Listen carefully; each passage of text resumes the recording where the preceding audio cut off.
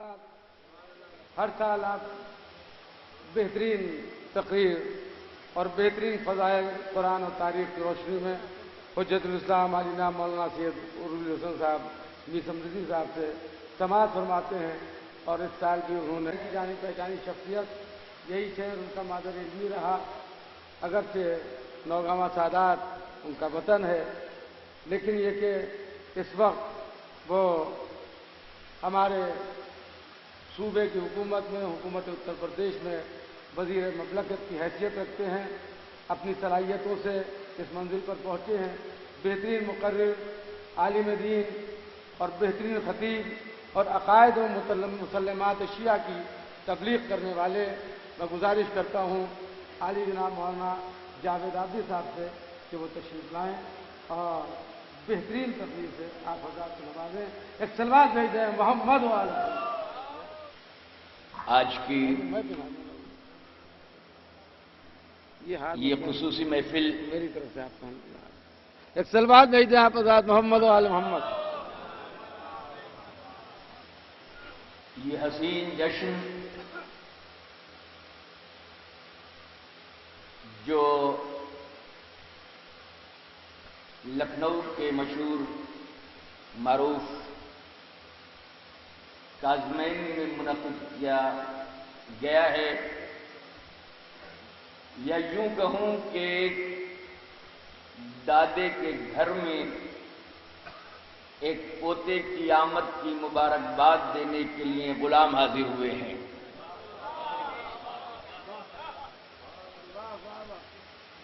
मेरे लिए मकाम सादत है जब मेरे छोटे भाई शौज़ब काज़मी साहब ने मुझे फ़ोन किया तो मैंने एक खुसूसी प्रोग्राम बनाया कि मैं यहां ज़रूर शिरकत करूंगा। आज भले मैं सियासत में हूं, लेकिन सियासत चलती फिरती छांव की तरह से है।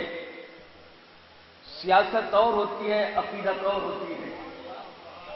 सियासत वो होती है कि जो बरसर इक़्तिदार आने के बाद पता नहीं 5, 10, 15 साल के बाद फिर तख्त तो कुर्सी छिन जाए और जिंदाबाद के नारे लगाने वाले फिर मुर्दाबाद कहने लगें।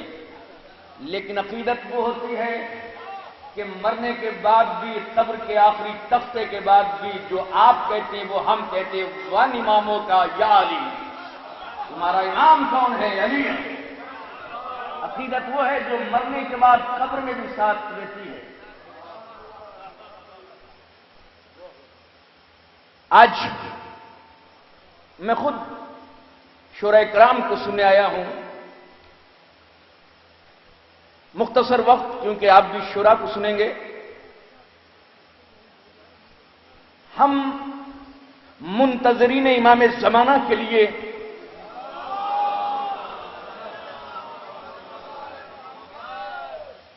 सबसे पहले जश्न कायम मनाने वाले ये सबूत देते हैं कि हम बदएहसान लोग नहीं हैं।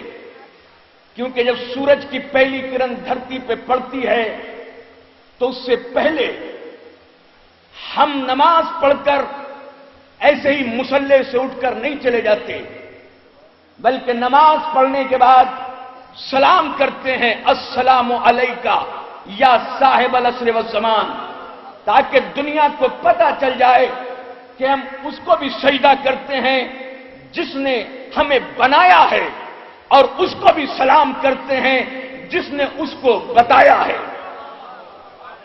और उसको भी जब सलाम करते हैं तो ये कह के नहीं कहते कि अस्सलामु अलैका या मालिकुल ज़मान, बल्कि कहते हैं अस्सलामु अलैका या साहिबुल ज़मान।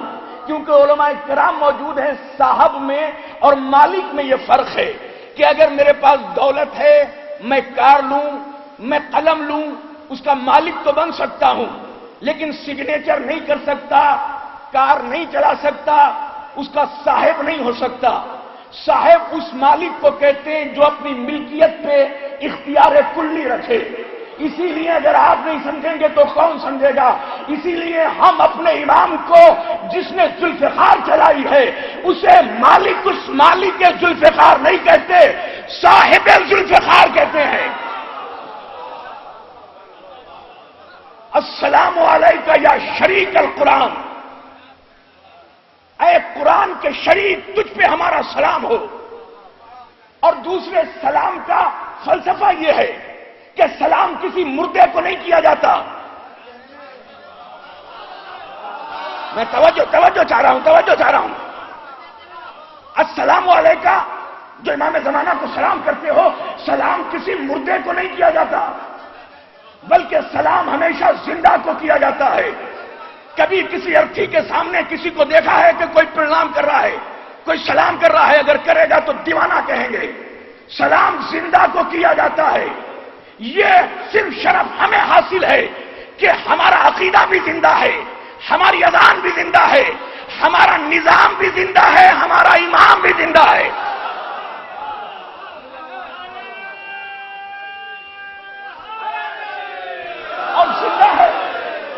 اور زندہ ہے تو ایسے ہی نہیں، وہ ایسا زندہ ہے جو شریک القرآن ہے، قرآن کا شریک ہے۔ اور کسی نے بزنس کی ہو، پارٹنرشپ کی ہو، تو وہ جانتا ہے کہ شریک اسے کہتے ہیں کہ جو اختیار ایک کا ہوتا ہے وہی دوسرے کا۔ اس لیے اکثر دیکھا ہوگا آفیسز میں کہ ایک باس چلا گیا، پارٹنر ہے، تو دوسرا اس کی چیئر پہ بیٹھے گا، کیونکہ اسے بھی وہ اختیار ہے جو اس کا شریک ہے، پارٹنر ہے۔ تو السلام علیکہ یا شریک القرآن، اے قرآن کے شریک تجھ پہ ہمارا سلام ہو۔ یعنی ہمارا امام وہ ہے کہ جو کسی ایسے ویسے کا شریک نہیں، قرآن کا شریک ہے۔ تو امام کی بھی صفت وہ ہونی چاہیے جو قرآن کی صفت ہو۔ قرآن کی صفت کیا ہے؟ الف لام میم ذالک الکتاب لا ریب فیہ ھدی للمتقین، یہ وہ کتاب ہے جس میں کوئی ریب نہیں ہے۔ تو جب کتاب میں ریب نہیں ہے تو امام بھی ایسا ہو جس میں کوئی عیب نہیں ہو۔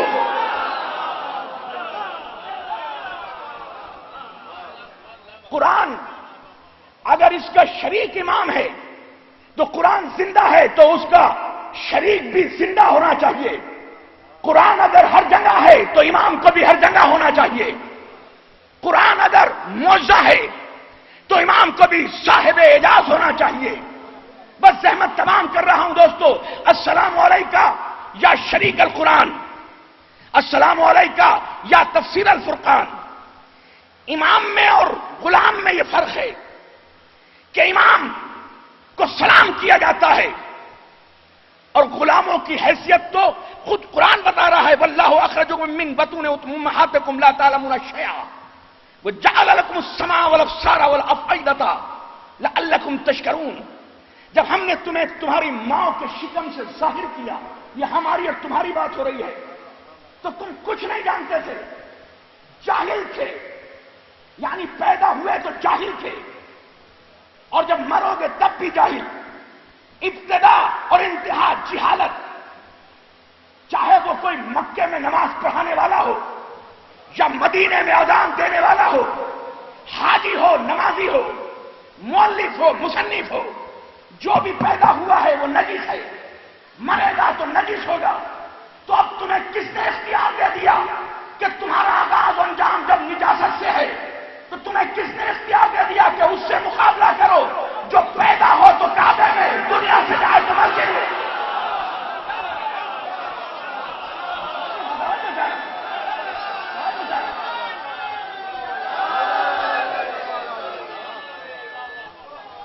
بس 2 یا 4 منٹ اور لوں گا۔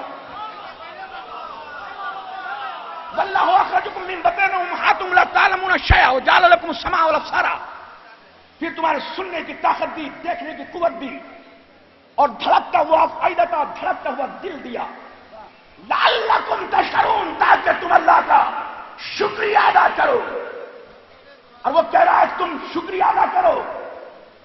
میں تمہیں آج کے اس تاریخی اور یادگاری جشن میں آخری جملہ، تمہارا کام غلاموں شکریہ ادا کرنا ہے، اور اس کا کام نعمت عطا کرنا ہے۔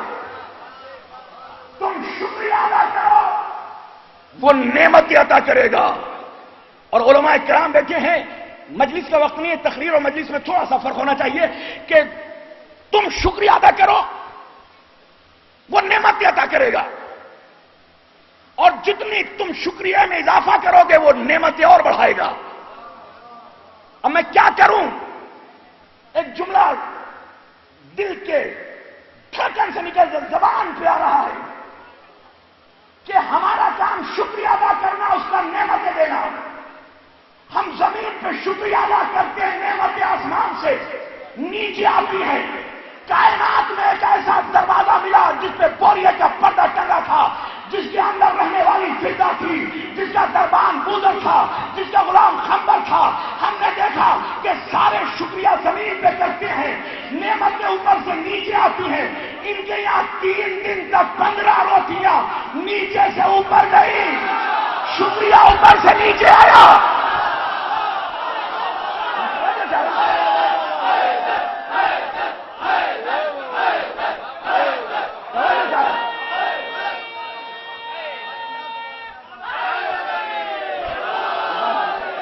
آواز بلند نعرہ سلام.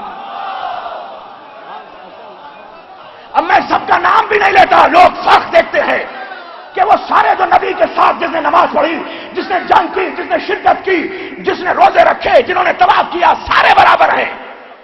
کیسے برابر ہو سکتے ہیں؟ وہ شکریہ زمین پہ کرتے ہیں، نعمتیں ان کے لیے اوپر سے آتی ہیں. اور اہل بیت شکریہ نعمتیں نیچے سے بھیجتے ہیں.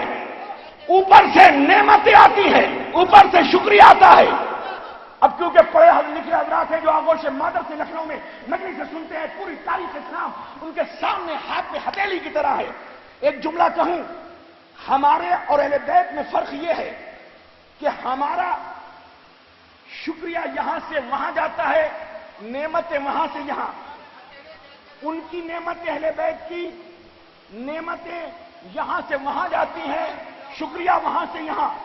ابھی تک محاورہ سنا تھا، تجربہ پہلی بار دیکھا کہ ان کا مقابلہ مت کرنا، ان میں تو زمین اور آسمان کا فرق ہے. میں توجہ چاہ رہا ہوں.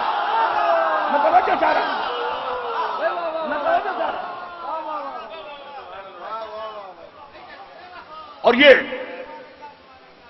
اللہ کا حکم ہے کہ تم شکریہ ادا کرو، وہ نعمت عطا کرے گا. اور پتہ نہیں جس نبی نے جیسے جیسے شکریہ ادا کیا، اللہ نے اسے ویسے نعمت دی.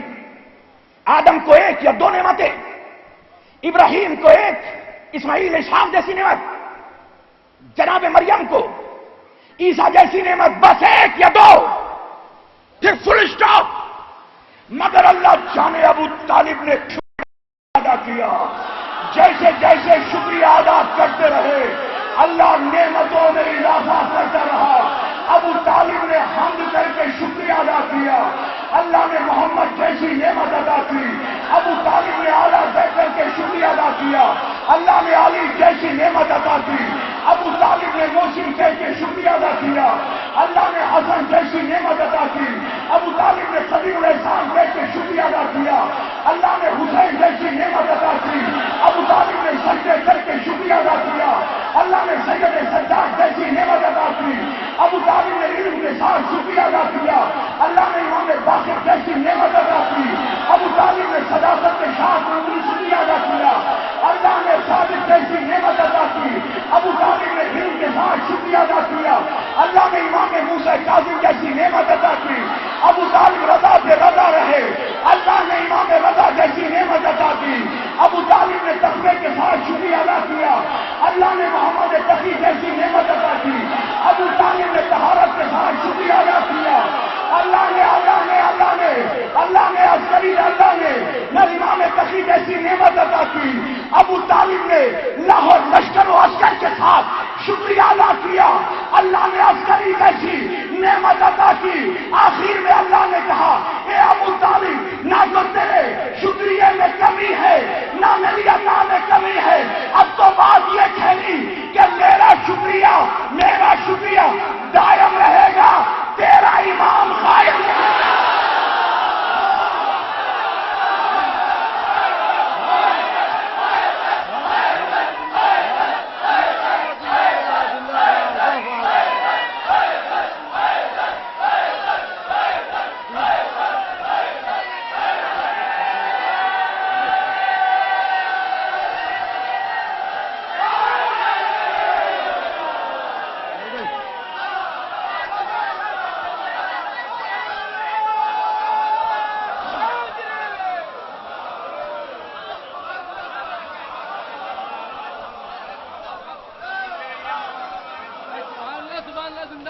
ہم تو خطابت میں بھی آپ کے لیے آئے تھے کہ تاکہ مومنین کو خوش کریں، سیاست میں بھی آپ کے لیے آئے تاکہ آپ کے لیے کچھ کام کریں۔ اے باغ عسکری کے مقدس ترین پھول، تھک کے نہیں، شک کر کے نہیں، جب امام کے فضائل سنا کرو، نہ تھک کر کے نہ شک کر کے۔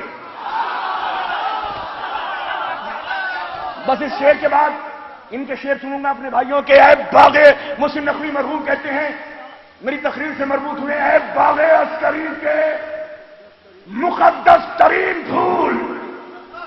اور انشاءاللہ اگلے سال میں ریکویسٹ کروں گا، لیٹ ہو جاتا ہے آپ کا پروگرام، کہ مکھیہ منتری کو یہاں پہ آپ کے پروگرام میں لے کے آئیں گے، لیکن 9 بجے اگر شروع کریں گے آپ، کیونکہ زیادہ نائٹ میں آنا مشکل ہے، 9 بجے آپ شروع کریں گے تو وزیر اعلیٰ کو، چیف منسٹر کو انشاءاللہ آپ کے پروگرام میں اگلی برس لے کے آئیں گے۔ اے باغ عسکری کے مقدس ترین پھول، اے کعبہ فروع نظر، قبلہ اصول، آ ہم سے کر خراج دل و جاں کبھی وصول، اور تیرے بغیر ہم کو قیامت نہیں قبول۔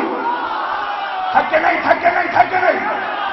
اے باغ عسکری کے خراج عقیدت پیش کر رہا ہوں ساری ماؤں، بہنوں، بھائیوں، جوانوں کی طرف سے جو آج جشن منانے آئے ہیں۔ اے باغ عسکری کے مقدس ترین پھول، اے کعبہ فروع نظر، قبلہ اصول، ہم سے کر خراج دل و جاں کبھی وصول، اور تیرے بغیر ہم کو قیامت نہیں قبول۔ دنیا نہ مال و زر نہ حکومت کے واسطے، ہم جی رہے ہیں تیری ضیا